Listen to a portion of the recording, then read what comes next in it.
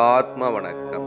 ஆத்மபிதா சுவாமி சிவானந்த பரமஹம்சர் அவர்கள் அருளிய பிரம்மமும் மாயையும்.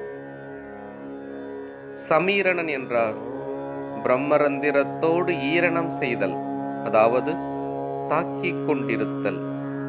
பிரம்மம் என்றால் நித்தியமாயிருக்கின்ற பொருள். அந்த பொருளுடன் தொட்டு வேறுபடாமல் முட்டிக்கொண்டிருக்கின்ற கதியே, அதாவது நடப்பே ஈரணம்.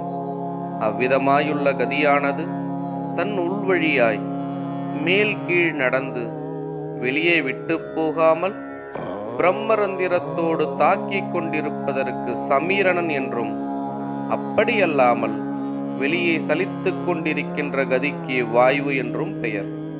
அதனால் தன்னுடைய சக்தி எப்பொழுது தன்னில் லயிக்கின்றதோ அச்சமயத்தில் மற்றொன்றையும் அறிகிறதில்லை என்று நமக்கு கண்கூடாக அனுபவப்படவும், தன்னுடைய சலனத்தில் இருந்தேயாகும் தனக்கு எல்லா நிலைமைகளும் உண்டாகிறதென்று வெளிப்படவும் செய்கின்றன.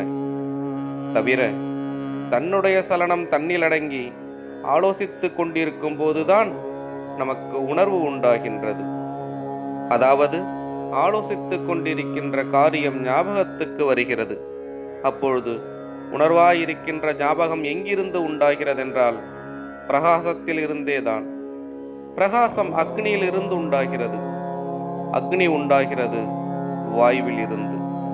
அப்பொழுது வாயுவாகி அக்னியாகி பிரகாசமாகி அறிவாயிருக்கின்ற ஜீவசக்தி தன்னிலேயே அடங்கும் பொழுதுதான் நமக்கு உணர்வு உண்டாகிறது. அப்பொழுது அறிவாயிருக்கும் பொருள் எது? ஜீவசக்தியே. அறிவாகி ஜீவசக்தியாயிருக்கின்ற பொருள் சலித்து வாயுவாகி நம் உள்ளிலிருந்து வெளியே போய்க் கொண்டிருப்பதற்கே மாயை என்று சொல்லுகிறது. இதற்காகவே யாதொன்று இல்லாததாகிறதோ அது மாயை என்று சொல்லுவதன் காரணமாகும். யாதொன்று என்பது அறிவு. அந்த அறிவு வாயு ரூபமாய் வெளியில் போய் நசித்துக் கொண்டிருப்பதற்கே மாயை என்று பெயர். இதற்காகவே தன்னுடைய மாயை என்றும், தன்னிலிருந்து உட்பவித்தது, அதாவது உண்டானது என்றும் சொல்ல காரணம்.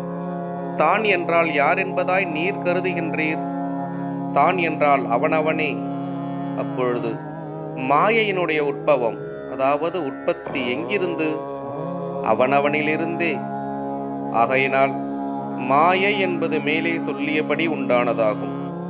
அதற்கு பிறகேயாகும் மனத்தினுடைய உற்பத்தி. அந்த மனமாகும் குரு. ஆத்ம வணக்கம்.